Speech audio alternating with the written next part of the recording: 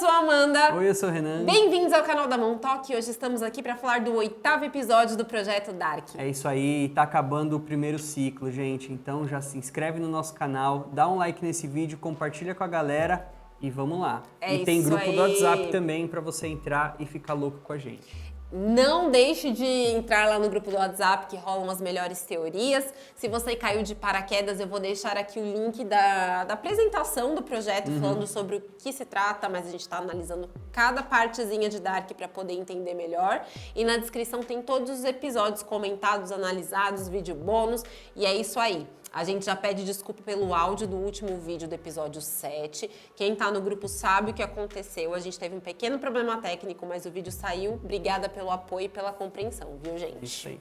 Mas vamos pro 8º episódio, né? Vamos pro 8º episódio. Vamos ao que interessa. Você colhe o que planta. Ah, aqui, ó, quem tá aqui, ó. Gretchen. Mentira. Ah. Calice pra falar de Gretchen, que é a personagem preferida dela, né? Mas vamos lá. Então, esse episódio se passa no dia 10 de novembro. É um dos meus preferidos, porque ele mostra a década de 50. E é muito legal. A década Isso é de muito 50, legal. né?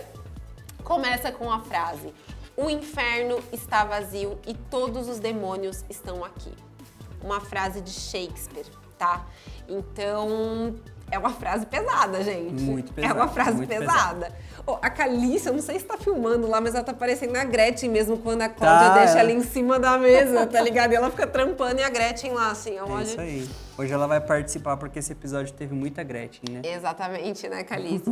Enfim, essa frase é pesada. Todos os demônios estão aqui. Aqui aonde? Em Vinden? Nessa dimensão?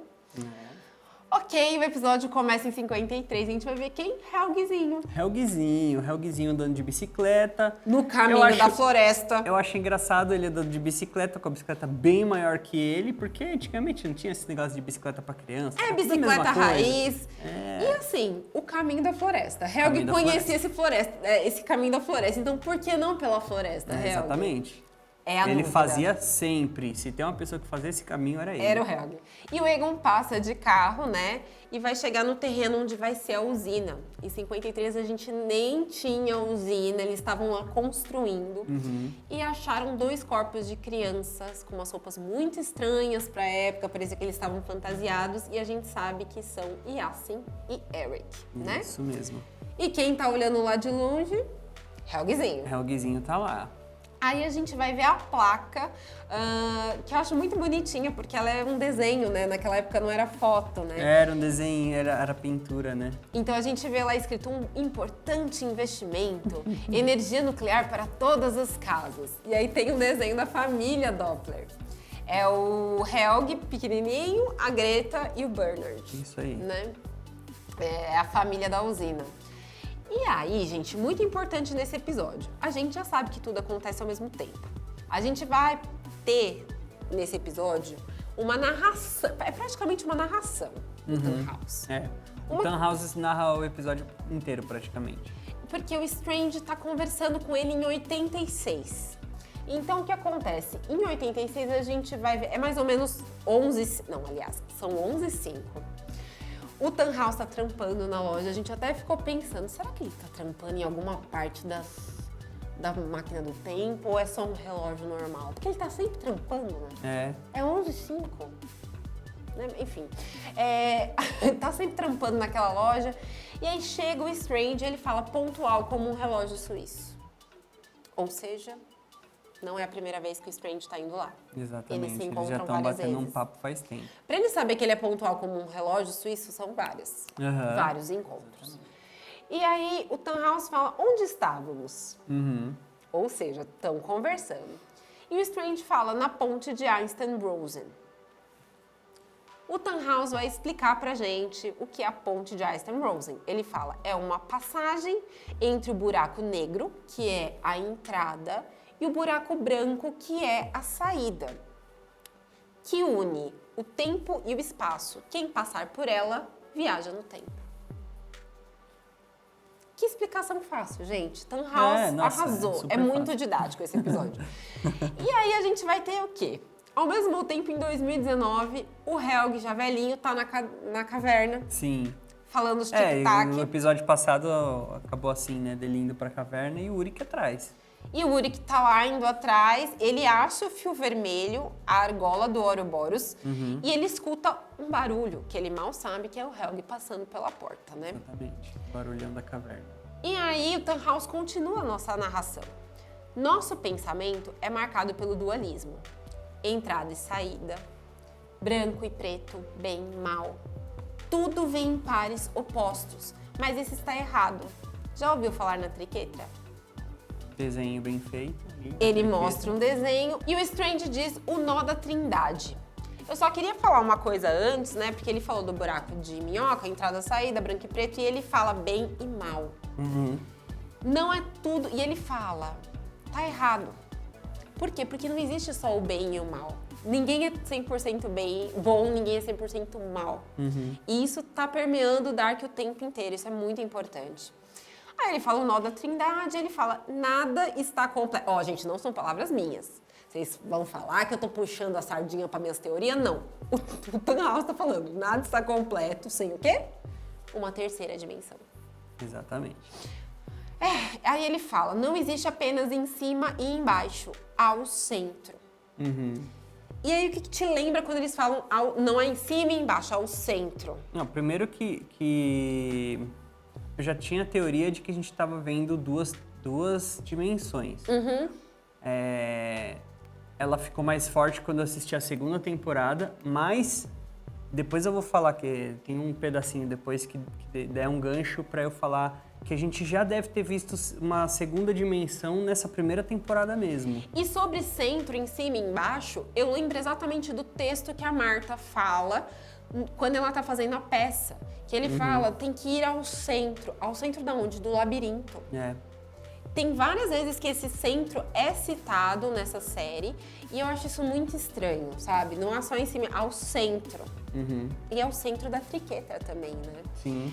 Enfim, me lembrou do labirinto. Eu vou deixar aqui linkado todos os episódios, vocês vão lá ver a análise do episódio da Marta falando sobre o Minotauro. É muito legal esse episódio, gente.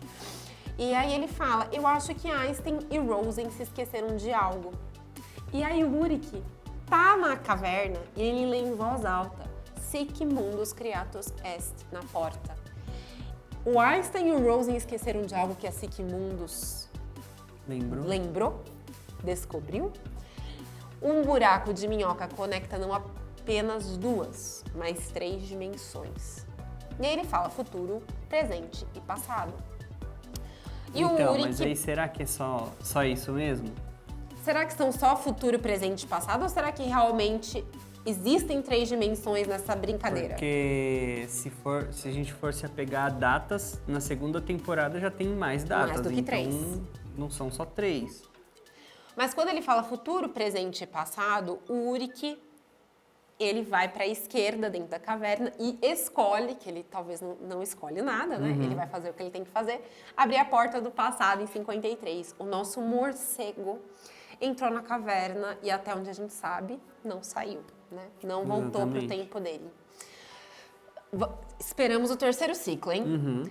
O Helg vai voltar para casa em 53, tem aquele casarão dos Doppler, né? Que, inclusive, vai ficar com o Steedman no futuro.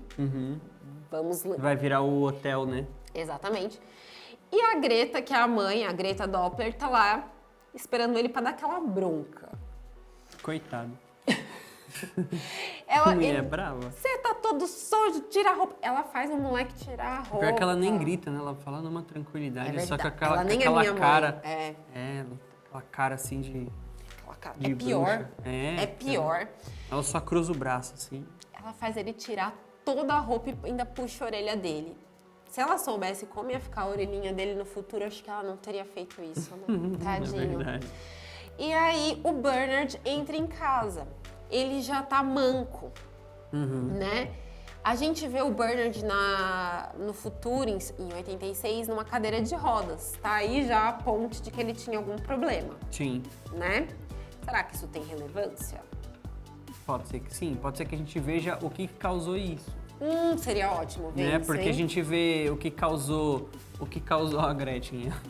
A gente vê o que causou aquela doideira toda no Helg. Pode ser. Que depois do acidente do Helg, que ele ficou naquela clínica. Então, pode ser que mostre, pode ser que não tenha relevância, então... Só construção, né, de personagens, mas tudo bem. Pode ser.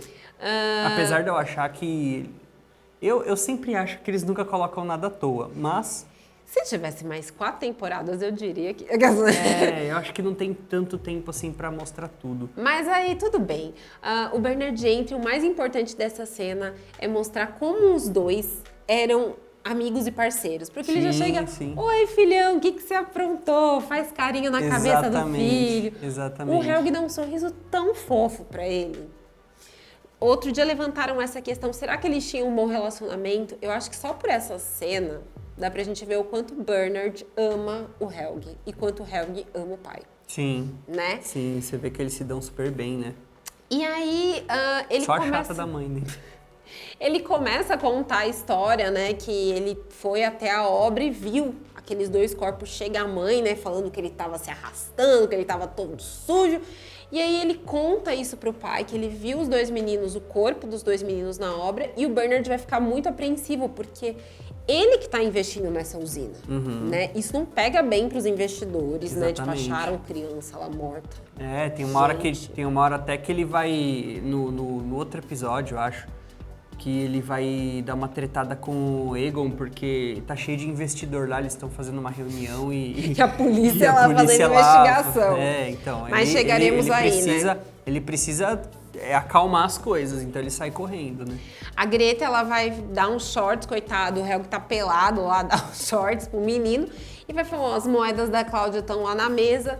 Por quê? Porque a Cláudia dava aulas de reforço pro Helg. Gente, isso não quer dizer nada, só quer dizer que a Cláudia era bem inteligente em matemática e o Helg tinha dificuldade. Eu acho que é mais pra mostrar que a Cláudia sempre foi muito inteligente e por isso, com o esforço dela mesma, que ela conseguiu ser a dona da usina um dia. Maravilhosa. E assim, pra mostrar também que assim, o Helg, o pai dele gostava muito dele, mas assim, que ele foi justo, ele passou a usina para alguém que conseguiria dirigir ela direito, né? E assim, não quer dizer que o Helg não tivesse outra inteligência. Eu, por exemplo, era muito ruim em matemática, mas era boa em outras matérias. O que eu acho é que o Helg, ele em algum ponto da vida, ele só se focou na missão dele. E não na vida profissional ou coisa do tipo, tá? Exatamente. Mas enfim, aí a gente vai ver no necrotério, os 2 corpos estão lá, né? E o legista vai falar que eles estão com os olhos queimados, os ouvidos, os tímpanos estourados, como a gente já sabe, mas a gente vai ver a medalhinha de 86, a moedinha e o fio vermelho. Para os caras encontrarem uma moeda de 86. Que brincadeira é essa, né? E as Sabe roupas? O que eu fico pensando? Será que algum deles lembra dessa moeda quando chegou em 86 e a moeda era realmente igual a que eles viram no colar? Porque imagina a doideira, você olhar a moeda assim, imagina assim, ó, a gente vê... Lembra quando passava a propaganda da nova moeda de R$1 que ia lançar? Imagina você já ter visto isso no passado e você vê... Eu acho que você pensa que você tá ficando louco. Você fala, deve ser coisa da minha cabeça. Ou você esquece, tipo, foi um detalhe que passou e você nem percebe. Porque eu acho que é isso que geralmente acontece. Também alguém pode ter morrido já, tipo, tem, né, o legista já deve, não sei com que idade ele morreu. Mas enfim, é uma questão interessante isso, né? Não tem relevância na série, mas é uma questão interessante de se pensar, né? Será que a gente já viu alguma coisa que vem do futuro? Ai, eu tô surtando muito, mas tudo bem. E aí eles veem as roupas são da China, eles ficam falando, os chineses. Eles acham que os caras são chineses, porque a roupa é da China. E é engraçado porque a gente vai ver ali um mundo pós-Segunda Guerra. As roupas dos policiais lembram as roupas que a gente vê dos policiais de Segunda Guerra. Sim. E tem até isso, ele fala, um dos meninos parece árabe e tal. Naquela época, eu acho que na Alemanha, não tinha tanta diversidade como a gente encontra hoje, né? Em 53. E ele acha muito estranho a tatuagem do unicórnio vomitando. Nossa. É a coisa mais perturbadora que ele já viu na vida. Mas eu acho que se ele fosse para 86, ainda ia ser um pouco estranho. Em que sentido você tá dizendo? No desenho mesmo, o desenho. um unicórnio... Ah, sim, mas imagina em 53, né? Nossa, imagina. A tatuagem em si já era estranha, né? Já era uma coisa que... Tatuagem colorida. Já era um negócio estranhíssimo. E aí, beleza, o Uri que vai chegar em 53, né? E aí vai cortar de novo pro Helgi. Ele tá indo, né? Ele vai pra casa da Cláudia, mas ele vai parar na cabana. Vai dar uma brincada, né? E aí, gente, qual será a relação que esse Helgizinho tem com a cabana? Porque ele vai morar lá. É interessante, porque aí a gente vê Será que foi... O Helgizinho, ele vai pra cabana e aí dá pra perceber que ele vai direto pra lá, porque ele já sabe, ele já tem a fogueirinha lá que ele brinca, ele já o tem bunker, ele já pega um pedaço de pau assim pra ser a espingardinha. De novo a referência da Segunda Guerra, as pinhas são granadas e tudo mais. E você percebe assim que a hora que o Uri que tá indo atrás dele, ele tenta entrar na cabana. Quer dizer, ele tenta entrar, mas não dá tempo, mas ele consegue entrar na cabana. Ele conhece a cabana. Ele conhece a cabana, ele sabe que ele tem acesso. Então, deve ser pra ele mesmo, mas... Você me falou uma coisa muito interessante. O bunker, em 53, tem uma cama de solteiro. Sim. Parece que o bunker e a cabana foram construídos pra uma pessoa. Pra uma pessoa só. Quem construiu essa cabana?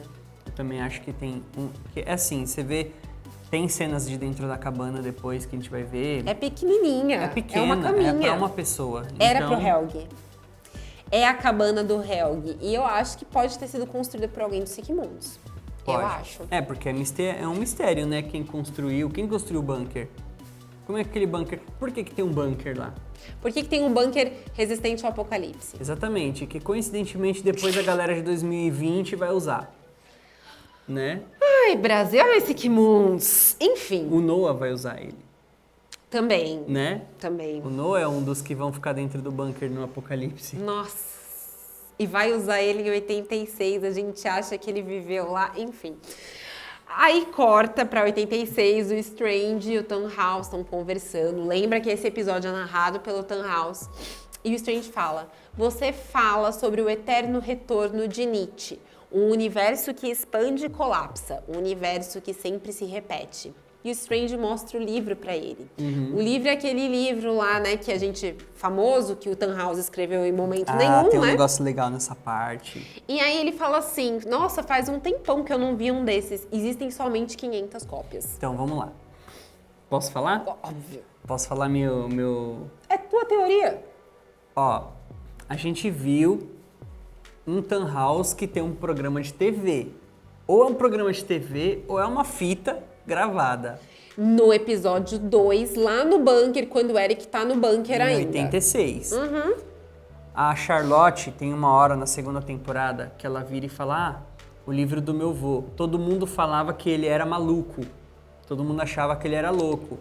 Só rendeu 500 cópias. Só rendeu Foi 500 um fracasso. Como que um cara que escreve um livro só rendeu 500 cópias e achavam que ele era louco vai ter um programa de TV? Ou seja, a minha teoria é que a gente já tá vendo uma segunda dimensão logo na primeira temporada. No segundo episódio já tem segunda dimensão. Tem a dimensão que o Tannhaus é um cientista renomado, vai. E tem um programa. E tem um programa, tem um cenário, você vê um monte de coisa lá. Como que... Eles jogam isso na nossa cara não é a mesma dimensão. Eles jogam e saem correndo, né? Porque... toma a segunda dimensão aí! E tchau, e vaza. E aí a gente fica com isso, é o Tannhaus. Tá, mas é o Tannhaus é um cara de uma relojoaria. Gente, ele é um relojoeiro. Ele não é um cientista, ele é só um relojoeiro. Não desmerecendo a profissão, mas assim, ele... Que manja muito dos Paranauê todo. Porque recebeu um livro. Exatamente, é um livro que ele nunca escreveu, rendeu só 500 cópias, mas e aí? Já de onde veio esse vendo. livro? De onde veio esse livro, entendeu? Enfim. A minha dúvida é essa, tipo, da onde veio esse livro? É igual a lanterninha, aquela lanterninha do Jonas que eu falo. Da onde veio aquela lanterninha? 52, porque, bom, nós vamos chegar lá. Aquela lanterninha chegou de algum lugar, porque o Adam, ó. O Jonas entrega pra ele mesmo, que entrega pra ele mesmo, que entrega pra ele... Mas alguma hora ela tem que ter chegado naquele lugar, certo? Mas... Você tá o quê? Você tá estragando o projeto, porque tu tá colocando o final. eu tô só colocando interrogações na cabecinha de todos nós. Beleza. Aí, voltando aqui pro papo dos dois... O Strange vai falar, né, sobre o livro. Ele fala, você escreveu sobre os ciclos solar e lunar, que se sincronizam a cada 33 anos. E aí o Tannhaus diz, do ponto de vista cósmico, é isso mesmo. A cada 33 anos a rota da Lua sincroniza com o Sol. Mas 33 é mais do que isso. Está em todo lugar. Jesus fez 33 milagres. Existem 33 litanias dos anjos, há 33 cantos do purgatório de Dante e 33 no paraíso. E é a idade com que o anticristo começa a reinar. E aí...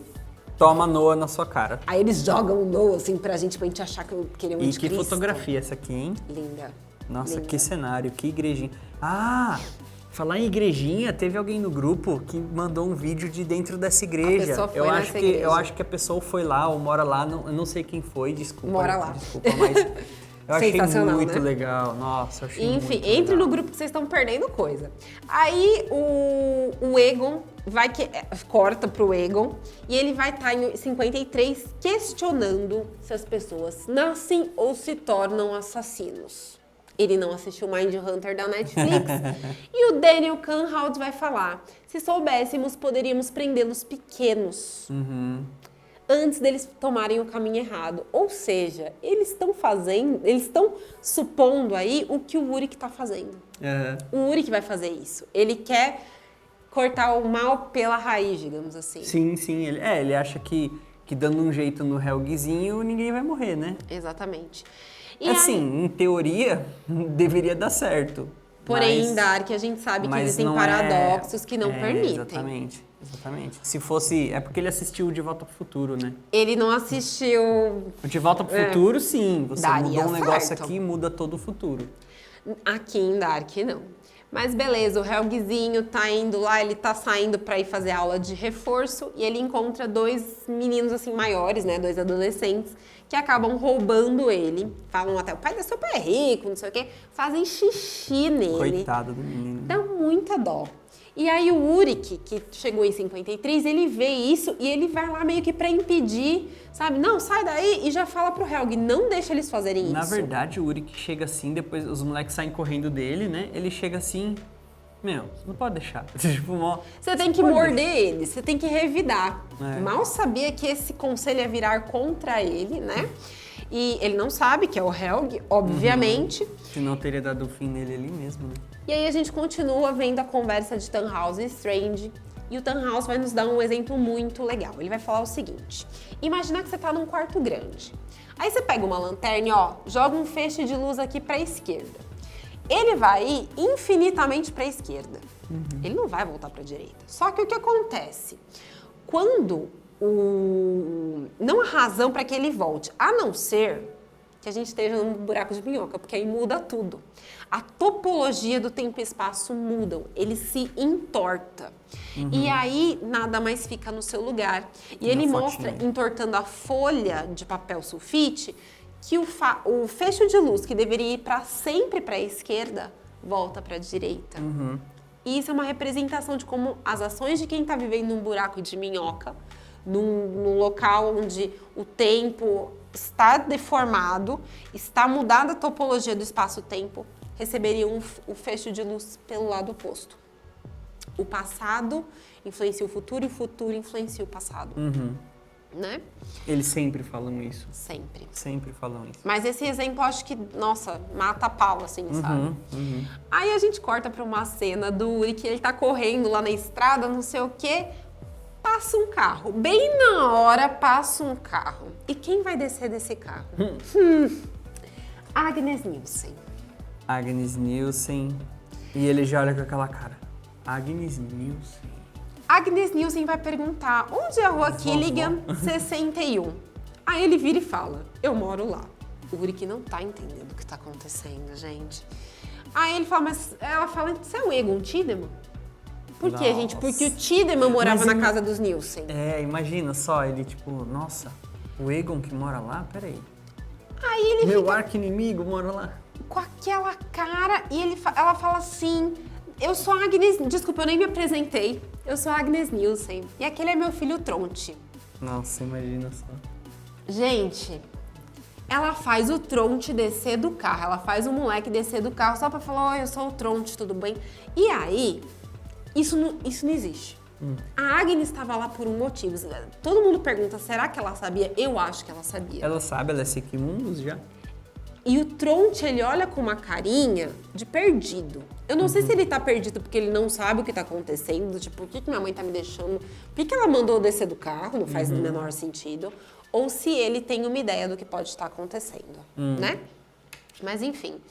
E aí ele tira o livro, né, que era do Helga, ele pega esse livro, o livro lá do Tannhaus na mão, e fala, desculpa perguntar, mas em que ano a gente tá? E ela responde, 1953. E aí o Tannhaus tá narrando a seguinte fala.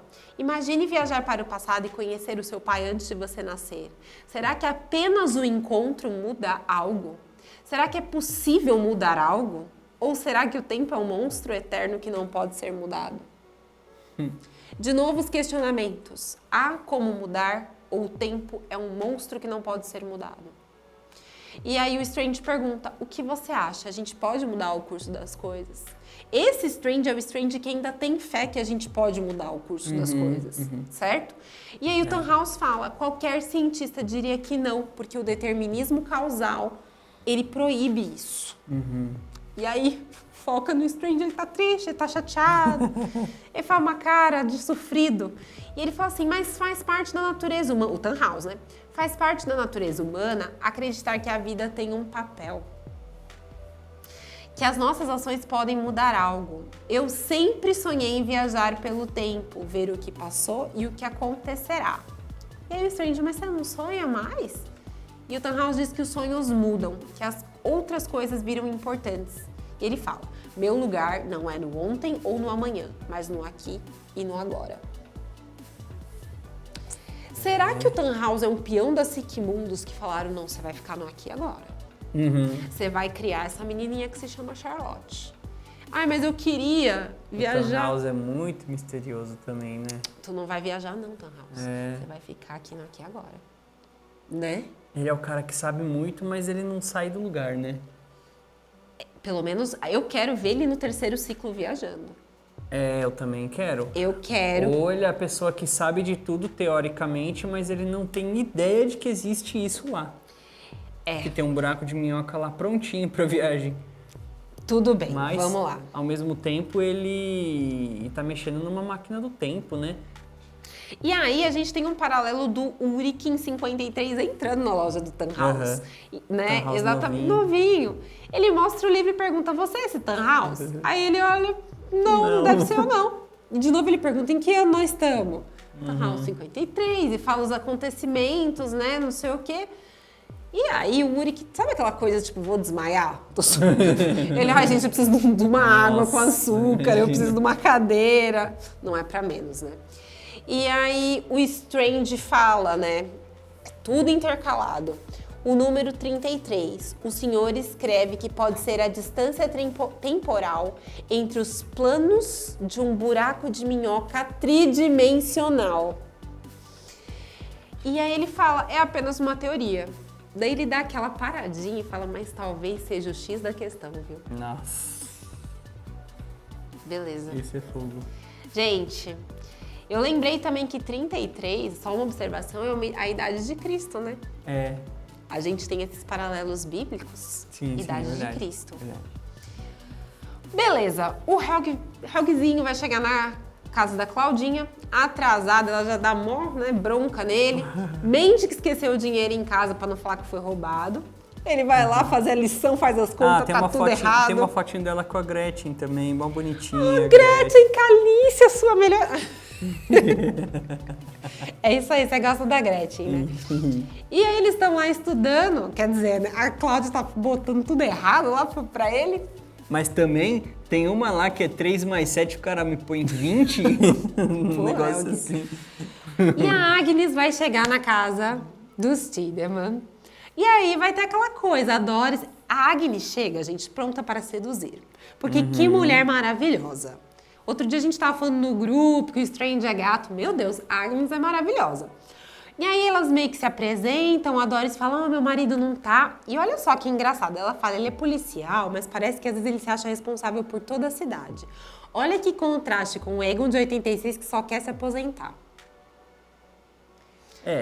Naquela época, ele se achava responsável. Na verdade, não é que ele só quer se aposentar. Eu percebi que ele quer se aposentar, sim, mas que todo mundo acha que ele só quer se aposentar, mas ele... Tanto é que ele se aposenta e ele continua investigando o caso Mads, né? Eu acho que ele tem uma fase de desânimo e depois ele volta a ficar curioso. Mas eu acho que o Aegon de 86, ele bebe, ele é triste, ele é muito diferente do Aegon responsável que ama a família de 53. Beleza. E ela pergunta, e seu marido, Agnes? E a Agnes fala, ele morreu. E aí, foquem no olhar do Tronte. Gente, esse olhar é muito estranho. É um olhar do tipo... Eu não sei se é verdade essa informação. Pelo olhar do Tronte, tá? Mas aí... Ele fica só quietinho. Ele fica só com uma cara estranha, sabe? Tem a impressão de que alguém chegou nele e falou, você só concorda, tá? É isso mesmo. E aí a Doris, né, que é a Doris Tiedemann, fala, filha, mostra aí a região pro Tronte. Seguindo, o Uri, que vai estar lá meio desmaiado lá no negócio do Tannhaus, ele vê a Inês e a Jana entrando na loja do Tannhaus, porque a Inês foi buscar o relógio do pai e vai contar pro Tannhaus que 2 meninos foram achados na obra. Ela até fala, acho que eles foram abduzidos por ETs. E aí o Uri, que primeiro, ele vai surtar em ver a mãe, que ele reconhece, porque fala a Jane e ela tem já a mecha branca. Já tem a mechinha. E surtar por causa do que a Inês está contando. Ele sai tão vazado que ele esquece o casaco com o celular dentro. Mas o Uri que voltou pro passado porque ele precisava deixar aquele celular pro Tannhaus. Exatamente. Aquele celular é uma chave importante para a máquina funcionar, né? Tudo acontece como tem que acontecer. Aí a gente tá vendo o discurso do seu Doppler lá sobre energia nuclear, que é aquela cena que você falou. Falando sobre como um pequeno átomo pode mudar o mundo, energia nuclear é o futuro. E a polícia, ao mesmo tempo, investigando, atrapalhando lá o Bernard. Colocando, tipo, aqui, cena do crime, né? Tipo, um negócio assim.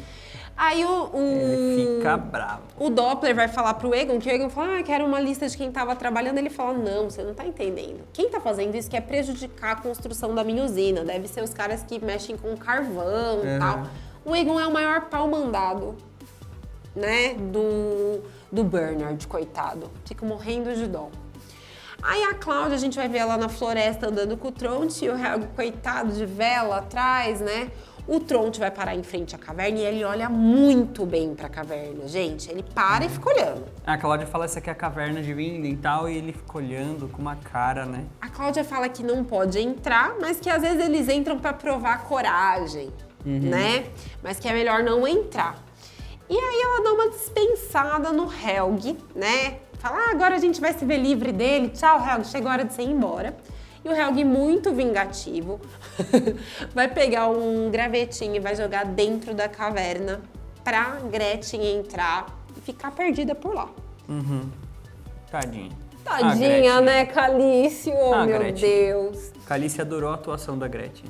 Nota 10, né? Aí o Ulrich vai pra polícia, né? Ele vai até a polícia saber se um dos meninos é um Mikkel. Ele vai perguntar pela descrição e eu acho que ele percebe que nenhum é um Mikkel, mas que se encaixa com o Yasin e com o Eric. Ele fala, olha, o meu filho desapareceu e eu quero encontrar o Helg Doppler. Aí o Doppler... Aí o Aegon fala, o Bernard Doppler, né?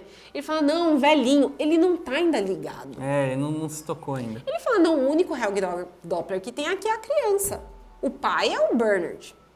E aí eu acho que o Ulrich se toca, sai correndo e o Aegon fica com aquela cara de dúvida, né? Porque ele fala, não, um velho de 70 anos. Gente, o Ulrich tá mais perdido que nós. Tá doido.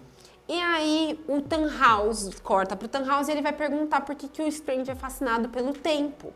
E aí o Strange fala, eu quero saber se eu posso mudá-lo. Se tudo tiver um propósito, quem decide sobre esse propósito? Deus, a coincidência do mundo ou nós? Nós somos livres nas nossas ações ou é tudo criado em um eterno ciclo? E só seguimos as leis da natureza e somos escravos do espaço-tempo. E aí o Tannhaus já olha com uma cara muito estranha pro Strange. Ao mesmo tempo, a gente vai ter a Doris Tiedemann avisando pro Aegon, que acabou de chegar em casa, que a Agnes tá lá, né? Que ela vai ser inquilina deles. O Aegon fica chocado quando vê a Agnes, porque ela é linda, né? Óbvio. Fica parado com cara de bobo.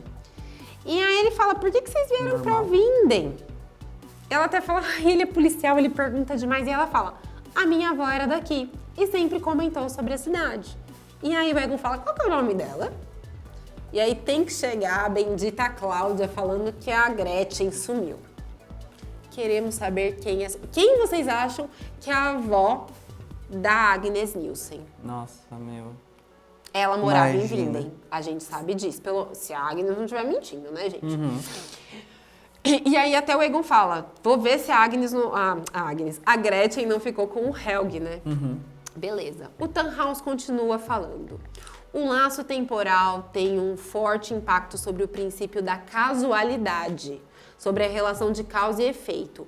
Enquanto um buraco de minhoca existir, o laço temporal é fechado. Dentro dele, tudo está relacionado. Não é só o passado que influencia o futuro, mas o futuro vai influenciar o passado. Uhum. É como a pergunta do ovo e da galinha. Não é mais possível dizer quem veio antes. Está tudo ligado. Por que a gente não consegue dizer quem veio antes? O Helg vai estar sentadinho em 53 com a caixinha de pássaros mortos dele. E aí o Uric... Brinquedinho saudável.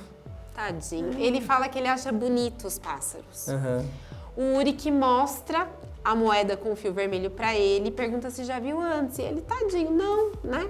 E aí ele pergunta pro Uric, você achou o homem que você procurava? E o Uric fala, sim.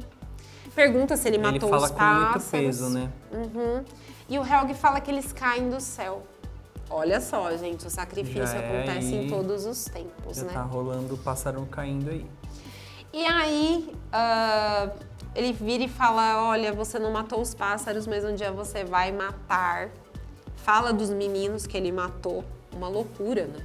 Falar dos meninos do futuro pro Helgzinho. Uhum. E ele fala, mas eu posso mudar isso, eu posso mudar o passado e o futuro. E aí ele sai correndo atrás do Helg, aquela cena horrível de briga que os dois têm, o Helg vai revidar.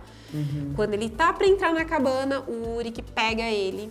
Que é aquela hora que eu falei, que ele tem acesso à cabana, né? Ele entra. E ele acaba numa das cenas mais pesadas de Dark. Gente, pra mim... Pra mim, ele matou o Helg. E a gente vai falar mais sobre isso. E depois o Helg vive de novo. Ele fica até com o olho aberto. Gente, a gente não vai pôr uma cena de uma criança ensanguentada, mas voltem e vejam como o olho dele fica aberto. Uhum. Não, E assim, o Uric é policial. Uhum. E o Uric sabe ver se uma pessoa tá morta. Gente, um policial sabe ver se uma pessoa tá morta. Exatamente. O Aegon vai na casa dos Doppler. Ele é super tratado, super mal pela Greta, tá? Ele vai lá procurar a Gretchen e ela fala que não tem nenhum cão aqui, tá? Uhum. É muito estranho como ela trata ele, tem muita gente que acha que eles estão ligados, mas pode ser só má educação da Greta. A gente vai falar mais sobre isso no próximo episódio, tá? Aí ela vai procurar o Helg, acha a caixa. O Uric tá levando o corpo do Helgzinho pro bunker, vai fechar o bunker e fica lá muito triste, não é pra menos, né, o Uric? Aí a gente vai ver cenas. Dark joga muito cenas, assim, na nossa cara do que tá acontecendo. A gente vê E sempre uma música perfeita, né? Reparem. Sempre nos finais de episódio tem uma música maravilhosa e cenas, né? Sempre. Sempre tem. A gente vai ver a Agnes e a Doris arrumando a cama e as mãos se tocando. A Cláudia com a coleira esperando a Gretchen. E aí a gente vai ver as marcas de charuto, porque pra mim não é cigarro, é charuto. Não, é charuto. No bracinho do Tronte. A gente ou é charuto ou é aquele acendedor de carro, né? Mas eu acho que é charuto. Não, é charuto, parece. A gente vai falar mais sobre o que pode ser. Você tem alguma teoria? Quem que maltratou o Tronte nesse nível? É muito... Gente, a história do Tronte é muito triste. O Aegon, com um crucifixo assim no carro pendurado, ele era um homem que tinha fé, olhando assim pro nada, onde vai ser a usina, né?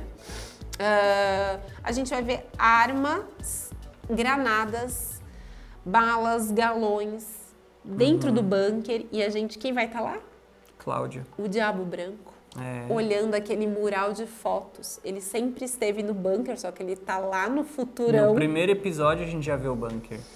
O bunker de 2053. A Cláudia tá olhando. Toda essa situação acontecendo ao mesmo tempo. E aí a gente tem o final da conversa de Tannhaus e Strange. O Tannhaus diz, todas as nossas vidas estão conectadas. Um destino se liga ao outro. Todas as nossas ações são uma resposta a uma ação prévia, causa e efeito. Nada além de uma dança eterna, porque tudo está conectado. Mas isso é só uma teoria. Eu não posso deixar de pensar que você está aqui por outra coisa.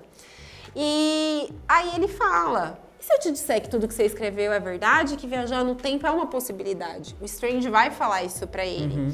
E ele fala, a criação de buracos de minhoca por impulsos gravitacionais é real.